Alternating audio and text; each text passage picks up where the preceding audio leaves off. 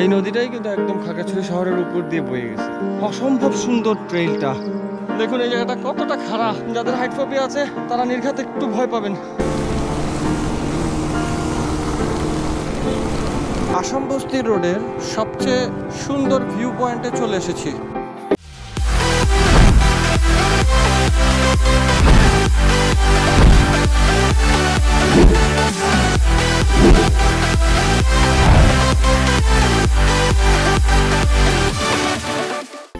Good morning. Good morning. Good morning. কি অবস্থা? ঘুম কেমন হয়েছে? এই হচ্ছে অবস্থা, একদম ঘন কুয়াশায় ছেয়ে আছে প্রকৃতি। সকাল 6:15 বাজে আমরা যাব হাতিমুরার স্বর্গের সিঁড়ি দেখতে। কালকে যেটা আমরা মিস করেছি, আজকে আমরা ভালো কিছু দেখতে যাচ্ছি। তবে নাস্তা করবো, নাস্তা করে তারপরে আমরা ওদিকে চলে যাবো।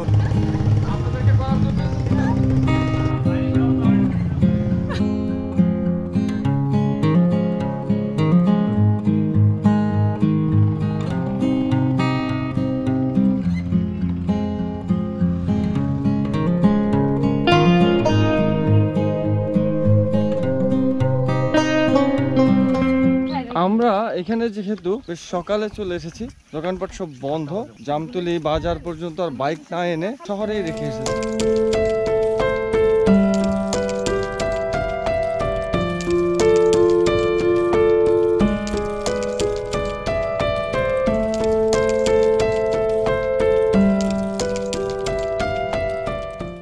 সোনাদা থেকে আমরা 300 টাকা দিয়ে ঠিক করে ফেললাম তাদের গাইড হিসেবে। আমাদের টেনশন নাই, সময় বাঁচবে, এদিক ওদিক জিজ্ঞেস করতে হবে না, কিছু অ্যাডভান্টেজ পাওয়া যাবে। কারণ ওনাদের ল্যাঙ্গুয়েজ আমাদের ল্যাঙ্গুয়েজ মিলে না। আমরা যদি কোথাও জিজ্ঞেস করি, প্রথমে 5-10 সেকেন্ড হা হয়ে থাকে। 3-4 বার জিজ্ঞেস করার পরে বুঝতে পারে যে আসলে আমরা কি জানতে চাচ্ছি। তবে আশা করছি যে এই হাইকিংটা খুবই এনজয়েবল হবে। Very much excited. আমি কখনো এখানে আসিনি, এটা আমার জন্য একটা নতুন জায়গা, নতুন এক্সপ্লোর। অফরোডিং, হ্যাঁ, বাইকটা থাকলে সেই তো না। এটা বৃষ্টি যদি পড়ে স্লিপ করবি। হ্যাঁ হ্যাঁ তো ভালো, তাতে যাবেন একটা না।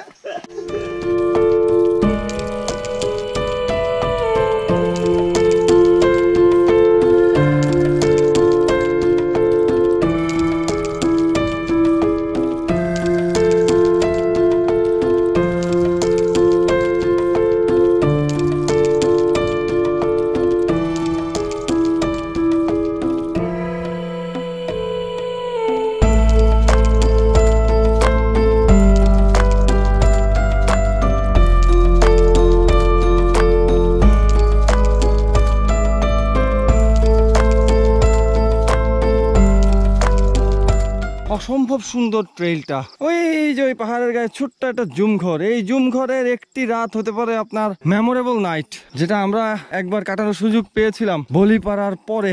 আশেপাশে কেউ ছিল না, শুধু পাহাড় আর আমরা আর আকাশ ভরা তারা। এই লাইনটাকে আমরা স্ল্যাং বানিয়ে ফেলেছি, আকাশ ভরা তারা, অথচ এটার অনেক মিনিং আছে। পেঁপেটার একটা ছবি দিলেন। এই পেঁপেটা আমরা এখন এই যে ভিডিও গাছ থেকে পাড়া পেঁপেটা আমরা কিনে নিলাম। পাহাড়ের ওষুধ মেডিসিন ছাড়া জিনিস, একদম সলিড নাকি? হ্যাঁ, এটার রং আর গন্ধেই শান্তি। আমরা চলে এসেছি the first view of Hatimura Mayong কপাল। পাহাড়টা একদমই খাড়া। বাচ্চারা যারা স্কুলে যায় বা যারা প্রতিদিন বাজারে যায়, তাদের আসা যাওয়ার জন্য এটা নির্মাণ করা হয়। মায়ং কপাল পাড়ায় যাওয়ার সিঁড়ি নির্মাণ এর শুভ উদ্বোধন করেন জনাব নববিক্রম কিশোর ত্রিপুরা। মোটামুটি 3 ভাগের 1 ভাগ উঠে এসেছি, আরো 2 ভাগ সিঁড়ি বাকি। এটা বেয়ে উঠতে আমাদের যে কষ্ট হচ্ছে, এটা নির্মাণে না জানি কতটা কষ্ট হয়েছিল, চূড়াটা কতটা খাড়া। এই জায়গায় তো বেয়ে ওঠা অসম্ভব। এই কাজটি এই পাড়ার লোকেরা দীর্ঘদিন করে আসছিলেন, জীবনের ঝুঁকি নিয়ে এদিক দিয়ে উঠানামা করতেন। খুবই সুন্দর সিঁড়িটি, এই কারণেই বোধহয় এটিকে স্বর্গের সিঁড়ি বলা হয়। দেখুন এই জায়গাটা কতটা খাড়া, যাদের হাইট ফোবিয়া আছে তারা নির্ঘাত একটু ভয় পাবেন। খাগড়াছড়ির লোকাল মানুষদেরকে যদি জিজ্ঞেস করি, হাতিমুরা মায়ং কপাল অনেকেই চিনে না। খাগড়াছড়ি শহর থেকে আগে পানছড়ি রোডে উঠতে হবে, পানছড়ি রোডে উঠেই 2 কিলোমিটার এসে জামতলি বাজারে থামতে হবে। এখান থেকে বাম দিকে অল্প কিছু দূর হেঁটে চেঙ্গি নদী পড়বে। চেঙ্গি নদী পার হয়ে তারপরে এখানে প্রায় 1 ঘন্টার একটা ট্রেইল। 2টা পাহাড় একদম খারাপ বেয়ে উঠতে হয়, ওই 2টা জায়গায় একটু কষ্ট। আর নাইলে এটা একটা খুবই এন্ট্রি লেভেলের ট্রেকিং আমি বলবো। যারা জীবনে কোনোদিন পাহাড়ে আসেননি, পাহাড়ে ট্রেকিং করেননি, তারাও এটা পারবেন। যাবার আগে লাস্ট একটি কথা বলে শেষ করতে চাই। এটা হচ্ছে আপনারা বেশি বেশি ভ্রমণ করুন, পরিবেশ দেখুন, জানুন, শিখুন। তবে ভ্রমণে এসে পরিবেশকে নোংরা করবেন না। চিপসের প্যাকেট, পানির বোতল, ড্রিঙ্কসের বোতল এগুলো খেয়ে দয়া করে আপনাদের সাথে করে নিয়ে আসবেন বা ব্যাগে করে নিয়ে আসবেন। পরবর্তী প্রজন্মের কাছে পরিবেশটা সুন্দর থাকবে। এই জায়গাটায় গাছের ছায়া তো, পাহাড়ের চূড়া, যার কারণে এই যে একটা বাতাস এসে শরীরটা জুড়িয়ে দিয়ে যাচ্ছে। একটা বেলা এই জায়গায় বসে কাটিয়ে দেওয়া যায়। এই শান্তির সাথে আসলে কোনো কিছুর তুলনা চলে না। শহরের এসির বাতাসের কোনো তুলনা চলে না এই শান্তির সাথে।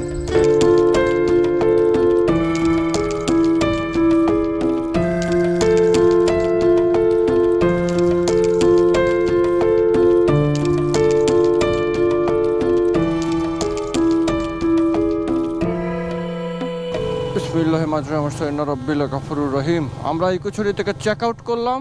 এখন আমরা সোজা কাপ্তাইয়ের দিকে আগাইতে থাকবো। রাতে কাপ্তাইও থাকতে পারি অথবা বান্দরবনেও ঢুকে যেতে পারি। লেটস সি, দেখা যাক। No fixed plan yet.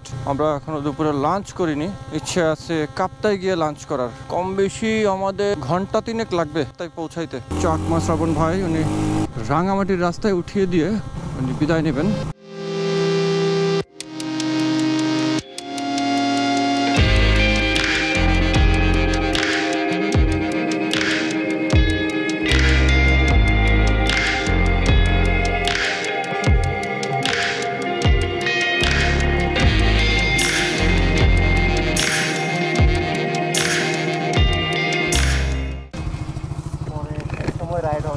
ইনশাআল্লাহ।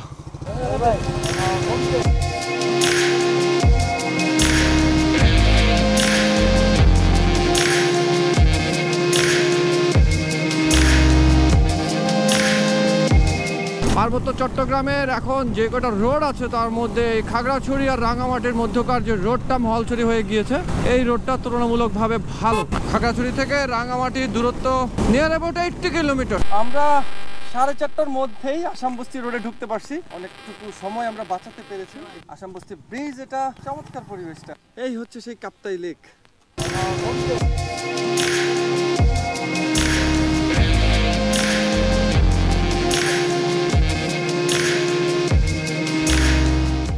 সময় নষ্ট করবো না, কারণ সামনে তো আরো দাঁড়াবেন। সামনে আরো এরকম ভালো ভিউ পয়েন্ট আছে, ওইখানে দাঁড়ায় আমরা ব্রেক দিব না ছবি তোলার। হ্যাঁ চলেন।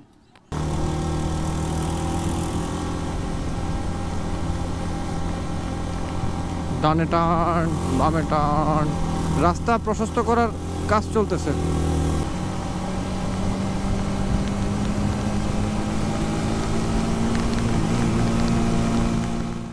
আমরা এই আসাম বস্তি রোডের সবচেয়ে সুন্দর ভিউ পয়েন্টে চলে এসেছি। এটা হচ্ছে অলমোস্ট একটা বার্ডস আই ভিউ। এই পয়েন্ট থেকে অনেক দূর পর্যন্ত লেকটা দেখা যায়। ওই দূরে পাহাড় পাহাড় পাহাড় পাহাড়।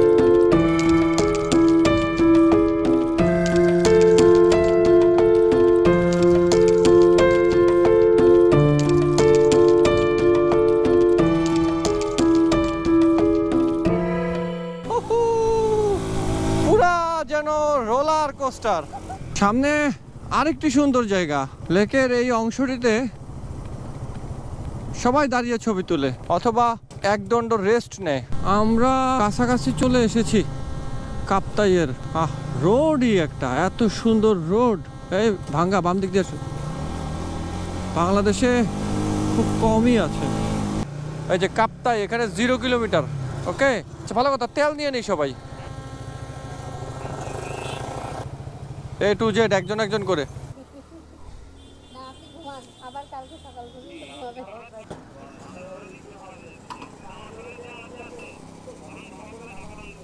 ফুল স্পিডে দাও না। কয় টাকা ঢুকলো তোমার? 1000? আমারও এরকমই ঢুকবে। 900 করেন ব্যাস ব্যাস।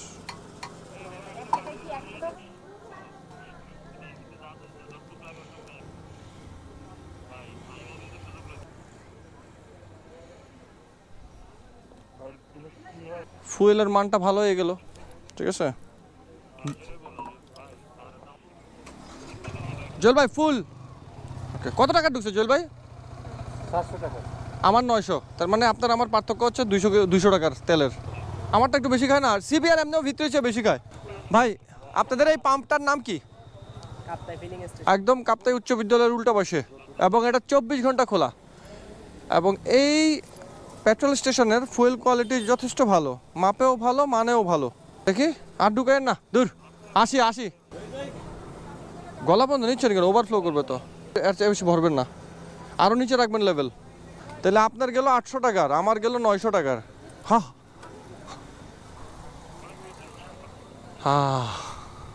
কই পাইছেন?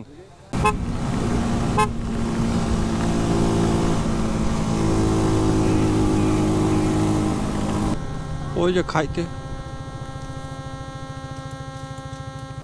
আসসালামু আলাইকুম।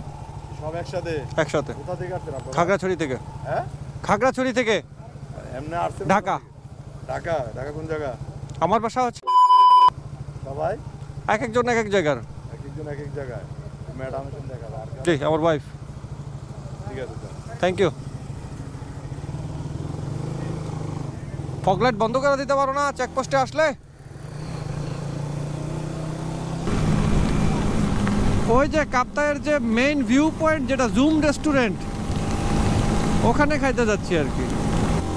জুমের পাশেই নাকি প্যারাডাইস। এই যে এটা ব্যাস। হ্যাঁ ঠিক আছে, নামো। আমরা 10 জন। তাহলে আমি কি মাছ আছে? মাছের মধ্যে আমাদের এখন হবে রুই কাতলা। আচ্ছা, নদীর মাছ, বুঝতে পারছি। তারপর আলু ভর্তা হবে। আইড হবে না? আইড মাছ আমার কাছে 4-5 পিসের মতো হবে। আচ্ছা, দেন অ্যাকচুয়ালি আমরা মিলিয়ে দেন আর কি। হয়তো সবাই আইড খাবে না, হয়তো 4-5 জন হয়তো আইড খাবে, 2-3 জন মাংস দেশি মুরগিও খাইতে পারে। আইডটা আমাকে একটু বলতে হবে।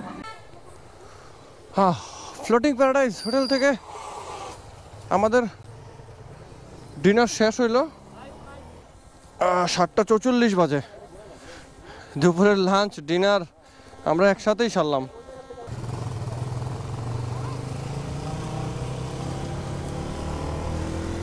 খাবারটা বেশ ভালোই ছিল। হ্যাঁ, মাছটা সব ফ্রেশ ছিল, তাজা মাছ খাইছি। আমরা চলে আসছি কাপ্তাইয়ের আল রায়ান হোটেলে। জেটি ঘাটে অবস্থিত এটি, এবার এটি নাকি একমাত্র ভালো এখানকার।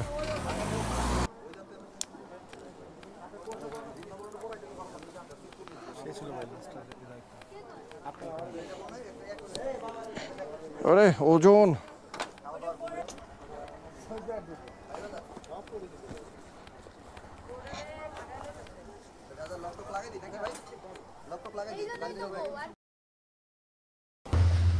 আমরা 6টার দিকেই হোটেল থেকে বের হয়ে যাচ্ছি কায়াকিং এর উদ্দেশ্যে। ওখানে কথাও বলে রেখেছি আমরা 6টা বাজে আসবো। আজকে ম্যাক্সিমাম ডে লাইট আমাদের ইউজ করতে হবে। Good morning. আমরা এখন সোজা যাব কায়াকিং করতে। কাপ্তাই লেকে আমার কায়াকিং এর পূর্ব অভিজ্ঞতা নেই, এমনিতে আমি কায়াকিং করেছি বেশ কয়েক জায়গায়, কাপ্তাই লেকে করা হয়নি। আমার নিজেরও একটা কায়াক আছে, সাগরেও কায়াকিং হয়েছে।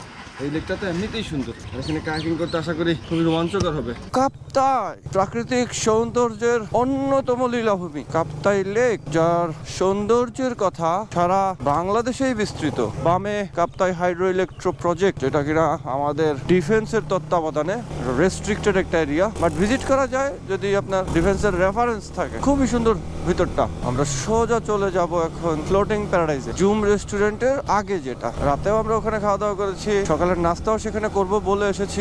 সকালের হিমেল বাতাসের পরশ শরীরকে একদম জুড়িয়ে দেয়। আমি হেলমেটের ভাইজার খুলেই চালাচ্ছি, যেহেতু কোনো গাড়ি ঘোড়া নাই, রাস্তায় ধুলো নাই, একটু ঠান্ডা বাতাসটা চোখে মুখে লাগাচ্ছি। কাপ্তাই আসলে আমার বরাবরই প্রশান্তিতে মনটা ভরে যায়। মানে এটা এমন একটা জায়গা, মন ভালো করে দেয়।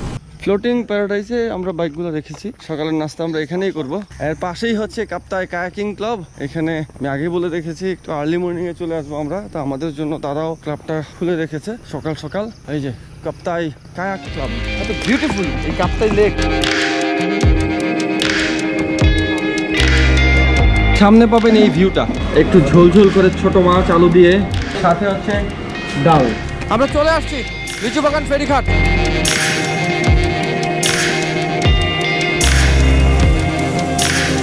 Wow, what a forest! এক কথায় যাকে বলে আউটস্ট্যান্ডিং। পাহাড়ের গহীন থেকে গহীনে ঢুকে যাচ্ছি আমরা।